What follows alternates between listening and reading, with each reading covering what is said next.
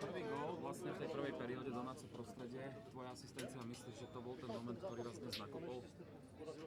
Nie, myslím si, že len gól, ale myslím, že sme hrali celkom dobre prvú tretinu až na tú poslednú presilovku na konci tretiny, ale myslím, že sme hrali to, čo sme chceli, zatlačili sme ich, mali sme šance a proste dobre, že sme dali prvý gól a oni vyrovnali potom v druhej a potom sme mali, nakoniec nám vyšli tie presilovky, takže to bol základ a musíme hrať 60 minút, lebo oni hrajú výborne a nedajú nám ani kúsok ľadu a musíme si to vydrieť sami. Myslíš, že tie zmeny tých kombinácií ako útočných pomohli tomu týmu, čo robil tréner? Tak, možno troška, ale myslím, že sme hrali lepšie, myslím, že sme boli... vedeli sme, že to môže byť posledný zápas, takže určite nechceli sme prehrať a chceli sme ísť ďalej a pokračovať a ísť do Detroitu, takže myslím si, že sme dali do toho všetko a tak to musíme hrať ďalej. Ako vás tréner pripravoval vlastne, keď ste vedeli, že ste na tom de facto zle, že to je možno posledný zápas?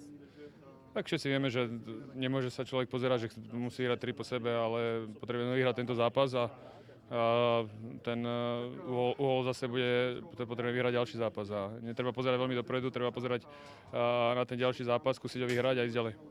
Michal, po tvojich skúsenostiach z play-off, mnohých play-off, čo si myslíš, bude dôležité vlastne teraz v Detroit, keďže budete vlastne zase u nich doma? Tak oni do toho dajú všetko, určite nebudú chcieť ísť, aby hrali 7 zápas u nás, takže určite na nás vyletia a my musíme hrať tak, ako sme hrali dneska a ešte lepšie.